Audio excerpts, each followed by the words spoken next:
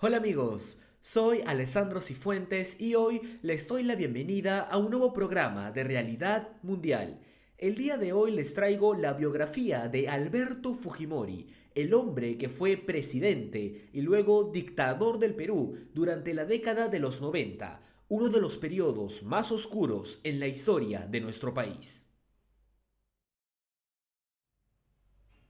Tras el reciente fallecimiento del ex dictador, es importante recordar quién fue Alberto Fujimori y la relevancia que tuvo para la historia reciente del Perú. ¿Qué se sabe sobre sus primeros años de vida y cómo llegó a ser presidente del país?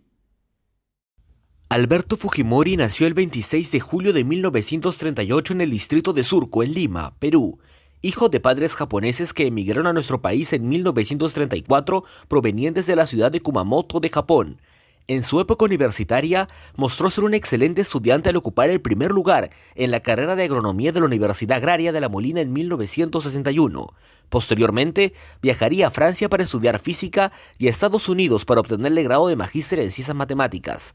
Regresaría al Perú en la década de los 80 para ser profesor de la Universidad Agraria y luego decano de la Facultad de Ciencias, ascendiendo hasta ocupar el cargo de rector hasta 1989.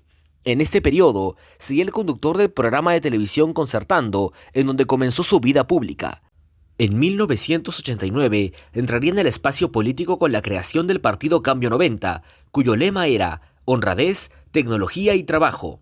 Así decidió postularse a las elecciones de 1990, aprovechando la desconfianza que generaba la clase política de ese entonces y la confianza que recibió de parte de los sectores más marginarios de la sociedad, quienes lo veían como un político desconocido que prometía un cambio radical ante la crisis por la que pasaba el país.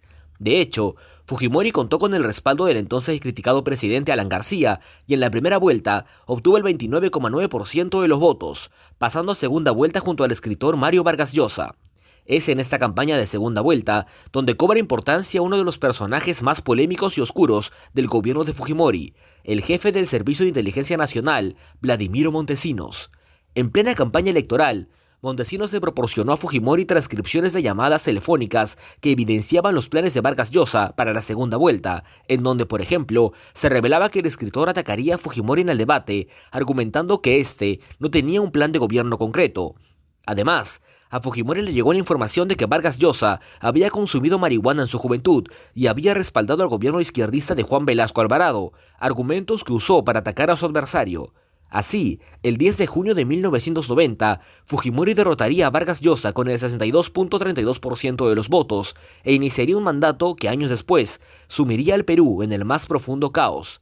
Desde el inicio de su mandato, los principales desafíos de Fujimori fueron controlar la hiperinflación que había dejado el primer gobierno de Alan García y que había llegado a subir a la aterradora cifra de 2.775% anual, combatir la violencia generada por la agrupación terrorista Sendero Luminoso y generar una paz social después de décadas de inestabilidad.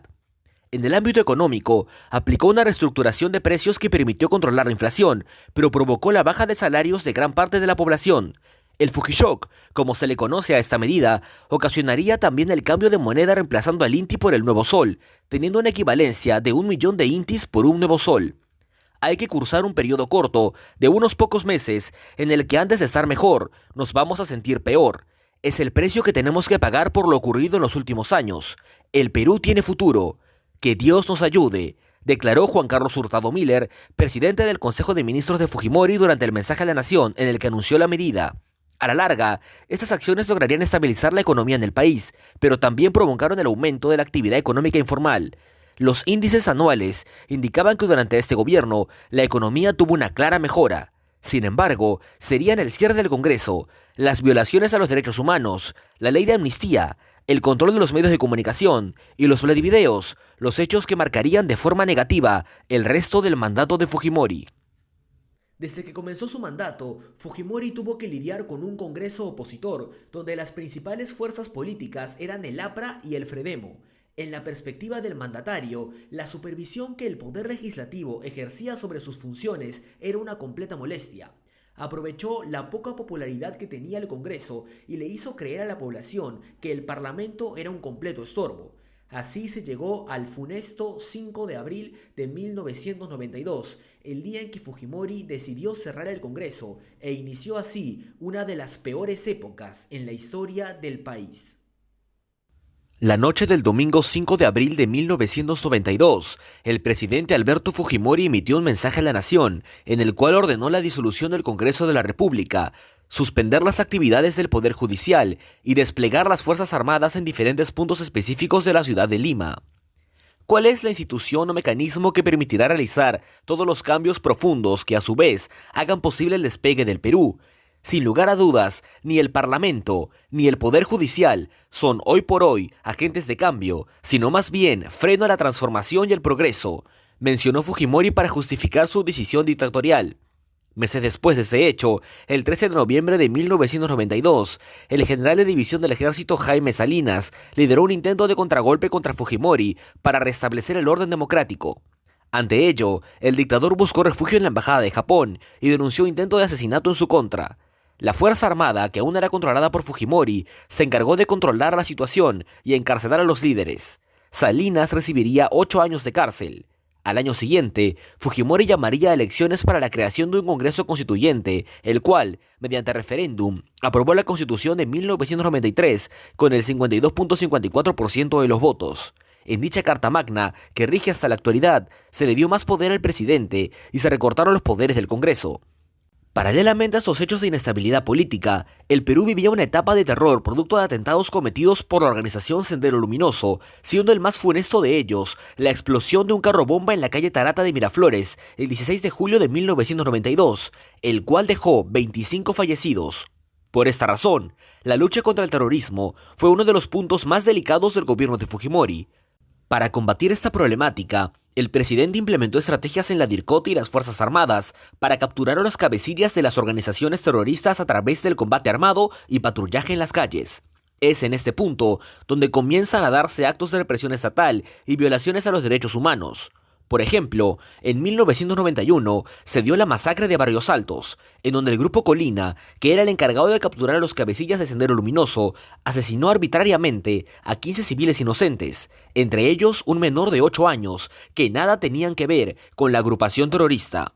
En julio de 1992, el mismo grupo del ejército secuestró y asesinó a 9 alumnos y un profesor de la Universidad Nacional de Educación Enrique Guzmán y Valle, en lo que se conoció como la masacre de la Cantuta. Estas víctimas tampoco estaban ligadas al movimiento terrorista y fueron mártires inocentes de la barbarie de aquellos años. Un día histórico en la guerra entre terrorismo y Estado se vivió el 12 de septiembre de 1992, cuando el Grupo Especial de Inteligencia capturó de manera pacífica a Abimael Guzmán, el líder de Sendero Luminoso. Tras esta captura, el movimiento terrorista perdió poder y dejó de representar una amenaza importante, acabando así con una década de terrorismo en el Perú. Para dar un cierre a esta época de terror, la Comisión de la Verdad y Reconciliación reconoció lo siguiente en sus conclusiones generales sobre los hechos. La CVR posee indicios razonables para afirmar que el presidente Alberto Fujimori, su asesor Vladimiro Montesinos y altos funcionarios del SIN tienen responsabilidad penal por los asesinatos, desapariciones forzadas y masacres perpetradas por el Escuadrón de la Muerte denominado Colina.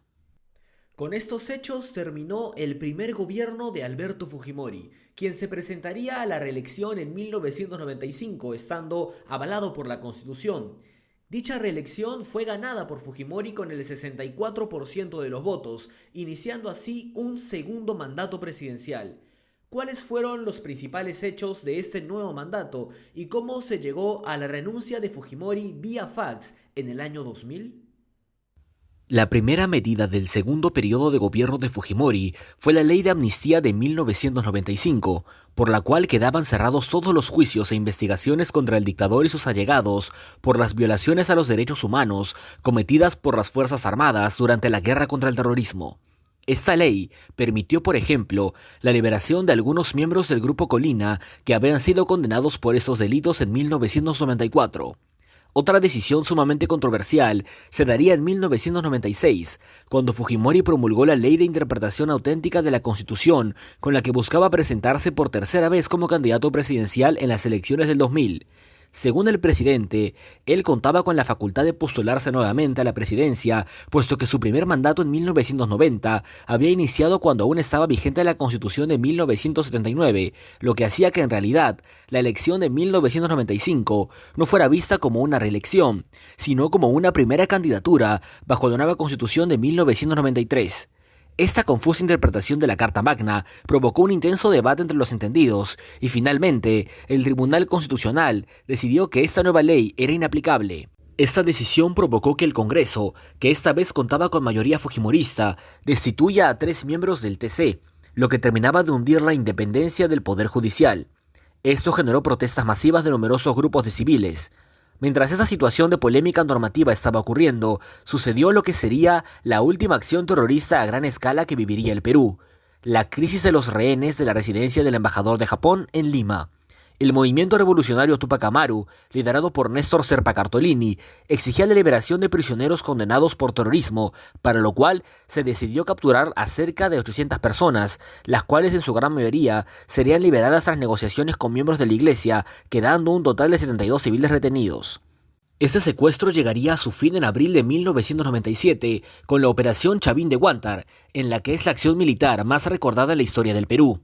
En dicho evento, se logró la liberación de 71 de las 72 personas cautivas tras un plan en el que el ejército logró acceder a la residencia del embajador japonés por túneles subterráneos que fueron construidos en secreto durante los 126 días que duró la toma de rehenes. Es preciso señalar que en la operación fallecieron los 14 terroristas que tomaron la casa del embajador, así como lamentablemente 2 miembros del ejército y un rehén. Fujimori usaría esta victoria para volver a ganarse el apoyo de la población, en un momento en el que empezaban a aparecer los escándalos de corrupción que se sumaban a las ya conocidas violaciones a los derechos humanos. En medio de este escenario, el Congreso Fujimorista desestimó el pedido del TC de dar nulidad a la Ley de Interpretación Auténtica de 1998 y permitió que Fujimori se postulara a las elecciones del 2000, estando aún en funciones durante su segundo mandato. En dicha campaña, se especulaba con la posibilidad de que Fujimori podría cometer fraude electoral, y quien emergió como candidato opositor, Alejandro Toledo, manifestó que no reconocería los resultados ante un proceso tan viciado e irregular. Asimismo, diferentes organismos internacionales como la OEA, así como representantes de diversos países, denunciaron que la candidatura de Fujimori era inconstitucional y que los recursos del Estado habían sido usados al servicio de un solo candidato. Pese a ello, se llevó a cabo una segunda vuelta, en la que, cumpliendo con el pronóstico que Toledo había dado, Fujimori resultó elegido. El 28 de julio, durante la toma de posesión del mandatario, se dio una protesta conocida como la Marcha de los Cuatro Suyos, la cual estuvo liderada por Toledo.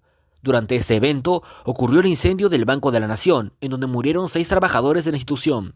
Se especuló que este incendio pudo ser iniciado por miembros del gobierno, puesto que los enfrentamientos entre manifestantes y policía no tuvieron un alcance destructivo de tan grandes dimensiones.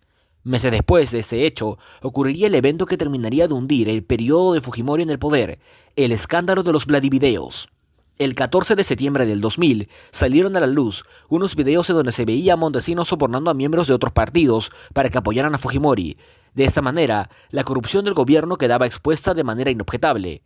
Ante la crisis, Fujimori dio un mensaje a la nación, en donde anunció que se desactivaría el Servicio de Inteligencia Nacional y se convocaría a elecciones generales donde se elegiría un nuevo presidente y un nuevo Congreso.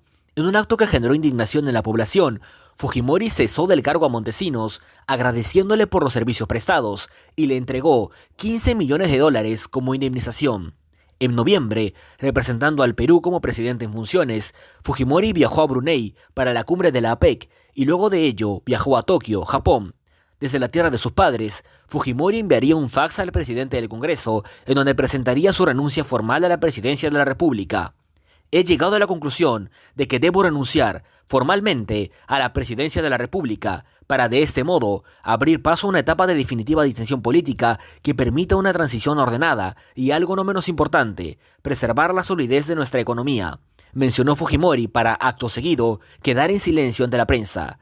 Así, llegaba a su fin la estancia en el poder del hombre que permaneció 10 años en el más alto cargo del país, teniendo un gobierno caracterizado por la mejora económica, la guerra contra el terrorismo, las violaciones a los derechos humanos y la inestabilidad social en uno de los periodos más caóticos de nuestra historia.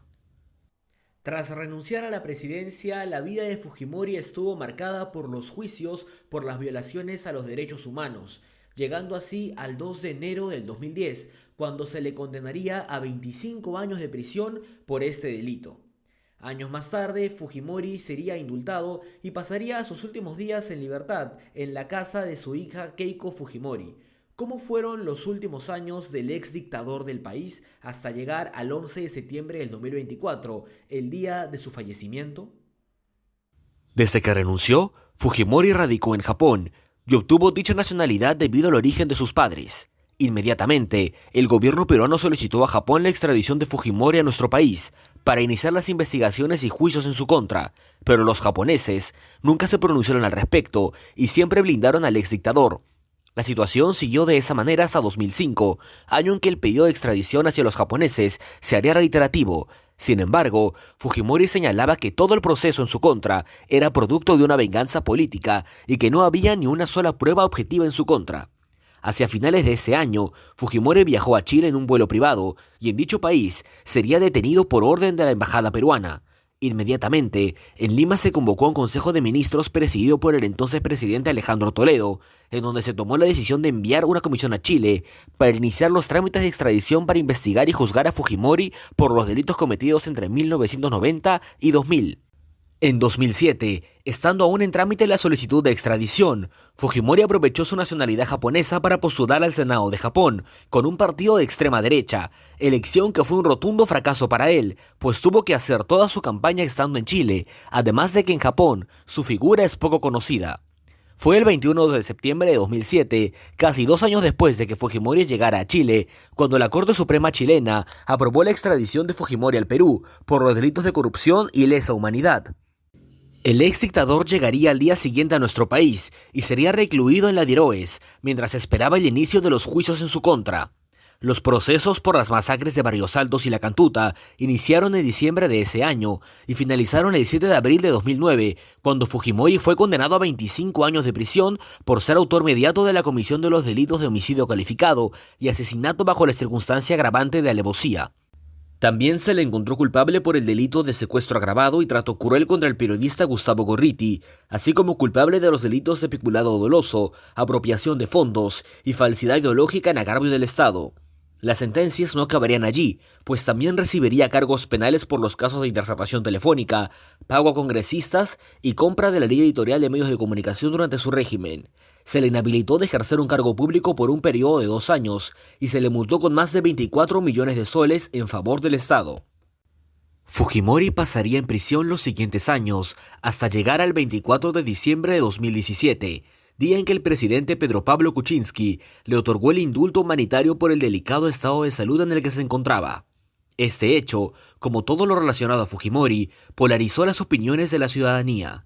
Meses más tarde, en octubre de 2018, la decisión del indulto fue revertida y se indicó que el ex dictador debía retornar a prisión, por lo que en enero de 2019, tras pasar 113 días internado en una clínica, Fujimori fue nuevamente conducido al penal de Barbadillo, donde cumpliría su sentencia.